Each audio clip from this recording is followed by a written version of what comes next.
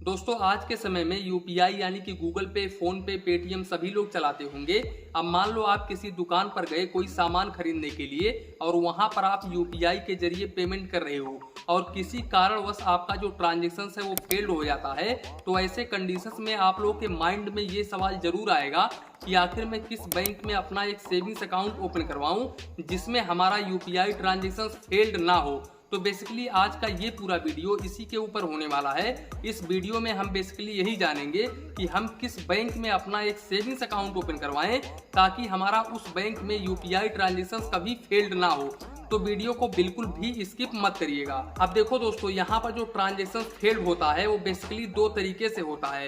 पहला तो ये है कि आप किसी के पास में पेमेंट कर रहे हो और आपका जो यूपीआई पिन है आप उस यूपीआई पिन को भूल जाते हो, जिसके वजह से आपका जो ट्रांजेक्शन है वो फेल हो जाता है। इसके अलावा आपके अकाउंट में कभी कभी बैलेंस नहीं होता है और आप बिना सोचे समझे किसी व्यक्ति के पास में पेमेंट करते हो, तो ऐसे कंडीशन में आपका जो ट्रांजेक्शन है वो फेल हो जाता है। दूसरा तरीका ये है कि आप किसी व्यक्ति के पास में पेमेंट कर रहे हो, किसी भी बैंक में पेमेंट कर रहे हो और उस बैंक का सर्वर डाउन हो या फिर आपके बैंक का सर्वर डाउन हो, जिसके कारण आपका जो ट्रांजेक्शन है वो फेल्ड हो जाता है। तो दो तरीके से आपका जो पेमेंट है वो फेल्ड होता है। और यहाँ पर एक सवाल आप लोगों के मन में और आता है कि क्या बैंक की वजह से हमारा जो पैसा है वो फेल्ड होता है या फिर एप्लीकेशंस की वजह से हमारा जो पेमेंट है वो फेल्ड होता है।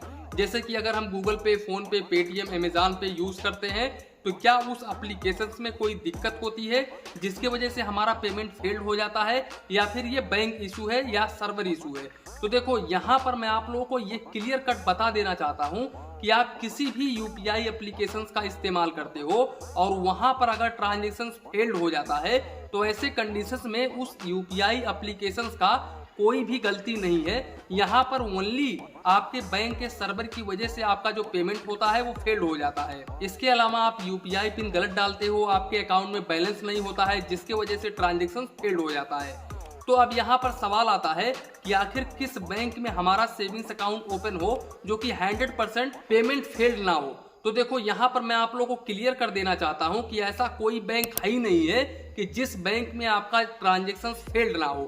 बस यहाँ पर परसेंटेज है कि यहाँ पर ज्यादा फेल्ड किस बैंक के होते हैं, ज्यादा फेल्ड किस बैंक के नहीं होते हैं। और ये जो डेटा मैं आप लोगों को बता रहा हूँ ये मैं ऐसे नहीं बता रहा हूँ, ये मैंने एनपीसीआई की वेबसाइट से निकाला है। लिंक आपको डिस्क्रिप्शन बॉक्स में मिल जाएगा। उस लिंक पर आप क्लिक करके डायरेक्ट एनपीसीआई की वेबसाइट पर जा करके आप देख सकते हैं किस बैंक का कितना परसेंटेज है।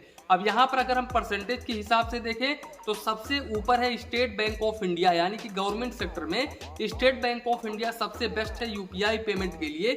यहाँ पर इनका जो पेमेंट फेल्ड है वो काफी कम होता है, इनका पेमेंट फेल्ड नहीं होता है ज्यादातर करके। अब ऐसा भी नहीं है कि नहीं होता है, लेकिन यहाँ पर अगर होता भी है, ट्रांजेक्शन फेल्ड होता भी है, तो आपका पैसा तुरंत के तुरंत रिफंड हो जाता है महज 15-20 मिनट के अंदर अंदर। इसके अलावा एक और परेशानी एसबीआई में देखने को मिलती है, जब यहाँ पर सरकार के द्वारा प्रधानमंत्री जनधन योजना का पैसा भेजा जाता है या फिर कोई और अमाउंट भेजा जाता है, तो ऐसे कंडीशंस में इस बैंक में ज्यादा भीड़ हो जाती है, ज्यादा सर्वर का वो हो जाता है, जिसके वजह से पेमेंट आपका फेल्ड हो जाता है। इसके अलावा एचडीएफसी बैंक भी काफी अच्छा है यूपीआई पेमेंट के लिए। इसके साथ साथ bank of Baroda, Punjab national bank, union bank of India, ये तीनों बैंक भी काफी बेस्ट हैं यूपीआई पेमेंट के लिए। यहाँ पर भी यूपीआई पेमेंट फेल्ड काफी कम देखने को मिलता है। यहाँ पर मैं स्क्रीन पर लगा दे रहा हूँ, आप देख सकते हैं। यहाँ पर मैं खुद नहीं कह रहा हूँ, एनपीसीआई खुद बता रहा है कि 2024 में यानी कि नवंबर 2024 में